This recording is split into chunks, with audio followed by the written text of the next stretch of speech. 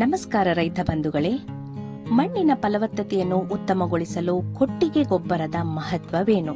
ಬನ್ನಿ ಈ ವಿಡಿಯೋದಲ್ಲಿ ತಿಳಿದುಕೊಳ್ಳೋಣ. ಕೊಟ್ಟಿಗೆ ಗೊಬ್ಬರವು ನೈಸರ್ಗಿಕ ಪೋಷಕಾಂಶಗಳ ಭಂಡಾರ. ಇದು ನೈಟ್ರೋಜನ್, ಫಾಸ್ಫರಸ್, ಪೊಟ್ಯಾಷಿಯಂ ಮತ್ತು ಸೂಕ್ಷ್ಮ ಪೋಷಕಾಂಶಗಳಿಂದ ಸಮೃದ್ಧವಾಗಿದ್ದು ಸಸ್ಯ ಬೆಳವಣಿಗೆಗೆ ಉತ್ತೇಜನ ನೀಡುತ್ತದೆ. ಇದು ಮಣ್ಣಿನ ರಚನೆಯನ್ನು ಸುಧಾರಿಸುತ್ತದೆ, ನೀರನ್ನು ಹಿಡಿದಿಟ್ಟುಕೊಳ್ಳುವ ಮತ್ತು ಗಾಳಿ ಚಲನೆ ಹೆಚ್ಚಿಸಿ ಬೇರಿನ ಬೆಳವಣಿಗೆಗೆ ಸಹಾಯ ಮಾಡುತ್ತದೆ. ಕೊಟ್ಟಿಗೆ ಗೊಬ್ಬರವು ಮಣ್ಣಿನಲ್ಲಿ ಸೂಕ್ಷ್ಮಾಣುಜೀವಿಗಳ ಚಟುವಟಿಕೆಯನ್ನು ಉತ್ತೇಜಿಸುತ್ತದೆ. ಇವು ಸಾವಯವ ಪದಾರ್ಥಗಳನ್ನು ಪೋಷಕಾಂಶಗಳಾಗಿ ಪರಿವರ್ತಿಸಿ ಬೆಳೆ ಹೆಚ್ಚು ಆರೋಗ್ಯಕರವಾಗಲು ಸಹಾಯ ಮಾಡುತ್ತದೆ.